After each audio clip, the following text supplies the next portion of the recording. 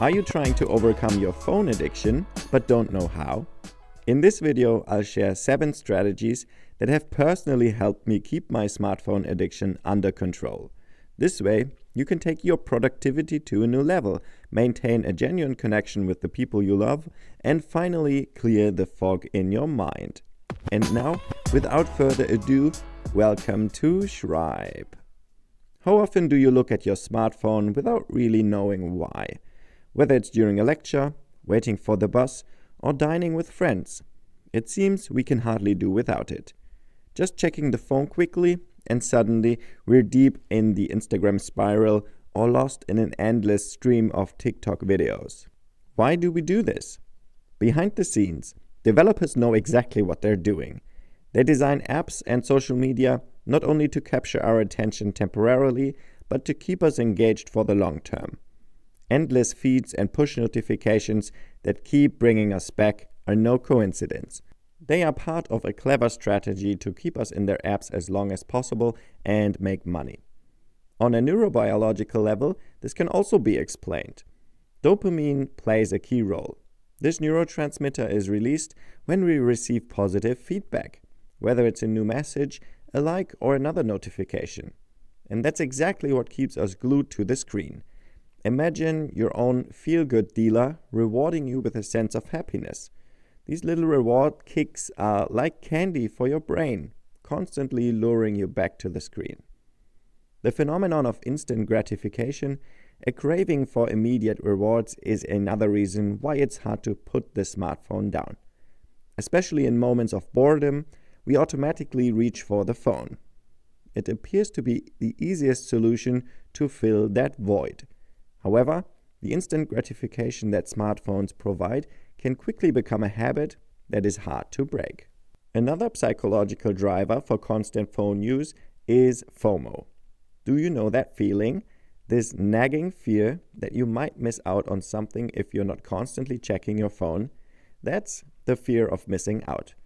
Social networks like Instagram and TikTok amplify this fear by bombarding us with endless updates about the supposedly exciting lives of others. This constant worry about not being up to date drives us to compulsively check our smartphones. But the catch is, FOMO is never truly satisfied. Every new video, every new post only confirms that life goes on without us, and we might be missing out even more. Let's look at strategy number 4, recognizing the negative effects of your smartphone addiction. Dopamine plays a big role, as we said, the substance responsible for feelings of happiness. You might wonder what's bad about that. Well, like many things in life, too much dopamine can be problematic. If the brain is regularly and abundantly exposed to dopamine, as is the case with constant smartphone use, desensitization can occur. This means that the dopamine receptors in the brain become less sensitive. So you need stronger or more frequent stimuli to feel the same reward. This can lead to everyday pleasures and interactions becoming less satisfying in the long run. Too much dopamine can also lead to a permanent state of stress, as dopamine also affects stress regulation. Your body is then constantly on alert, which can lead to anxiety, sleep problems, and even high blood pressure. Imagine your brain as an inbox that's constantly flooded with emails. From messages to games to app updates, the smartphone never stops pinging. It's no wonder that our brains eventually become overwhelmed and overloaded with stimuli. This information overload can lead to brain fatigue and further increase stress levels. Over time, overstimulation by dopamine can negatively affect your cognitive abilities. If your brain is constantly seeking quick rewards, it can impair your concentration. Studies even show that excessive smartphone use can affect productivity. So if you ever feel like you're getting nothing done, banish your phone from the room.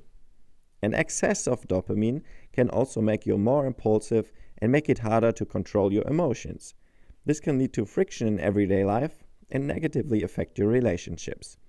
And that's interesting because I've often noticed how smartphones change social interactions.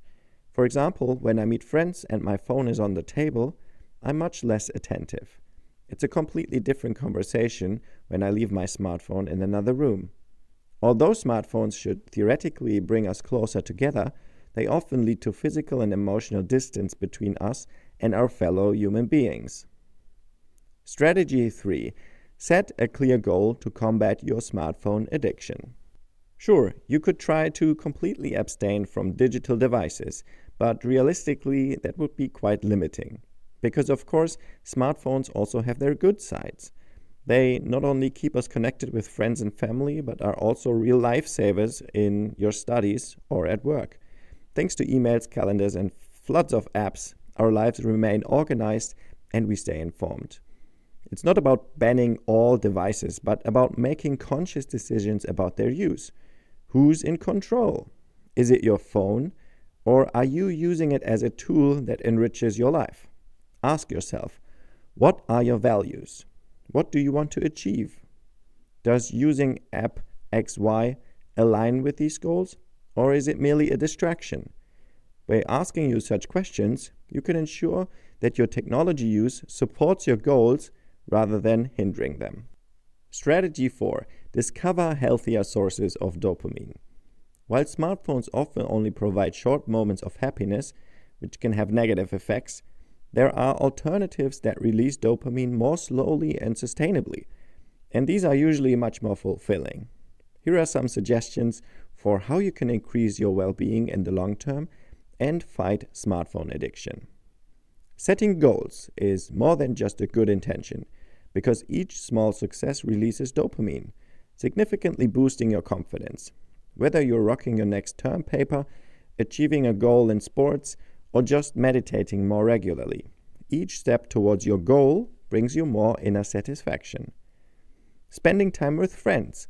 Genuine interactions, such as relaxed dinners, spontaneous outings, or deep conversations are particularly effective at fulfilling your need for human connection.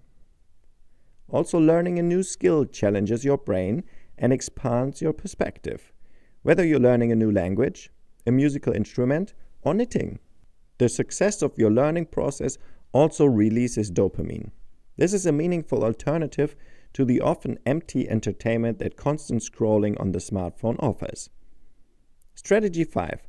Implement a digital detox routine. Digital detox, that is, a conscious break from digital devices or apps, can be an effective method to reduce overstimulation and improve your mental well-being. By temporarily abstaining from smartphones, tablets, and computers, you give your brain a chance to recover from the constant stimulus overload. This can improve concentration, enhance sleep, and reduce your stress levels. A successful digital detox starts with small steps, perhaps just an evening or a weekend without digital devices. It's important to use these times consciously to engage in activities that you enjoy and that ground you, whether it's reading a book, spending time in nature, or just enjoying the quiet. These digital breaks can help you reflect on your own use of technology and overcome your phone addiction. However, these digital detox phases, like a day offline or a week without social media, often do not lead to lasting changes. Research is a bit mixed here. Consider it more of a reset. Although they provide a break, they don't tackle the underlying habits that lead to your dependency. Without a real change in your daily routines and your attitude towards technology, you will quickly fall back into old patterns. Now, before we get to strategy 6, please consider to give this video a like if you want to see more of this type of content. 6. Gradually change your daily habits. Create smartphone-free zones. Decide where and when the smartphone is off limits and schedule your time with your smartphone. So the free zones could be during dinner, on a walk, or at concerts. These moments without a smartphone help you enjoy the experience more intensely. You could also monitor your screen time. To reduce your dependency on your smartphone, you need to set clear boundaries and make more conscious decisions about when and how you'll use the phone. Screen time monitoring apps can help you manage your time more consciously. Restructure your daily routine. Rely on a real alarm clock instead of your phone to wake you up. This way, you're not tempted to spend the first minutes of your day with the smartphone. Ideally, banish your phone from the bedroom altogether. If you want to know the time during the day, it's best to rely on a watch, not a smartwatch. Regulate your notifications. Turn off unnecessary push notifications and organize your apps into folders. This way, you're less likely to automatically reach for your phone, and you can decide for yourself when you want to view messages and updates. Remove distractions. Leave your smartphone in another room when you need to concentrate. This way you work more productively. And consciously use breaks. Try not to reach for your phone at every opportunity or when you take a break. Use waiting times instead to observe your surroundings or simply think. Such breaks can foster your creativity. Try to be bored and then explore how this feels.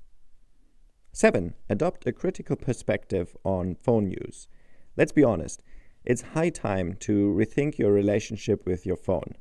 I invite you to take a close look at how and why you use your smartphone and consider if there might be a better way. Start with small steps as we discussed in this video and see for yourself how your life and well-being gradually improve. Are you ready to take on this challenge? Because remember, your smartphone should be a tool, not the center of your life.